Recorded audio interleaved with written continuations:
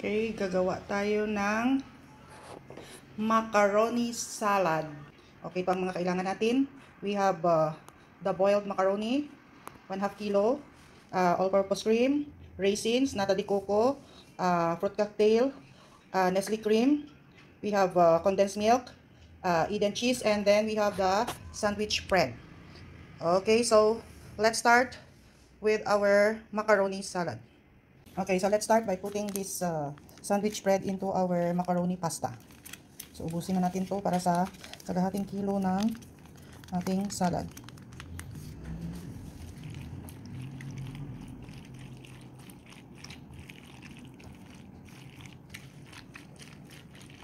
So, before we combine the other ingredients, we have to first drain the nata de coco.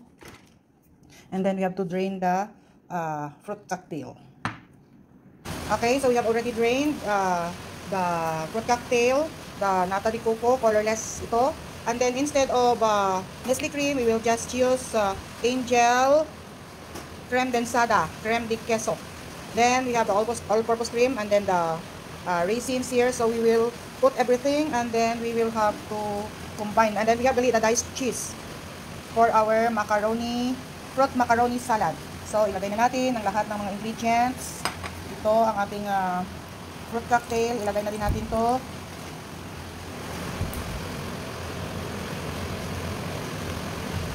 And then, we have our diced cheese cubes. And then, we will put our creamer, Angel creamer. And then, we will add the all-purpose cream.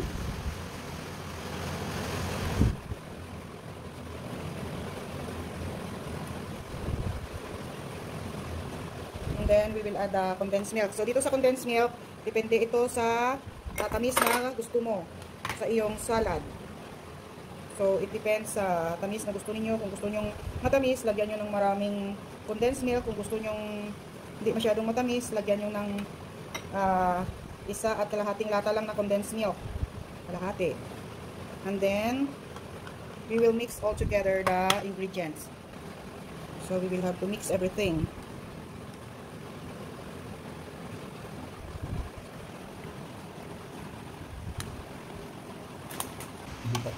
Okay, lilipat natin sa mas malaking lalagyan kasi hindi natin ma-mix ng mabuti kapag doon sa maliit na lalagyan.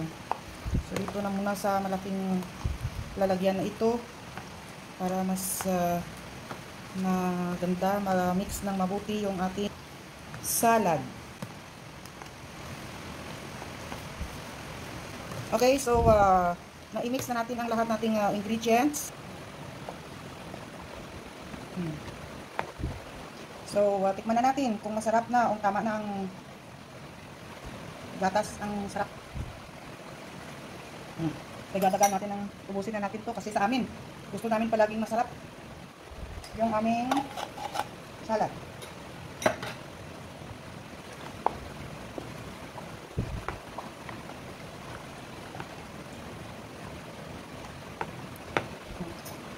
Tikman natin kung tama na ba ang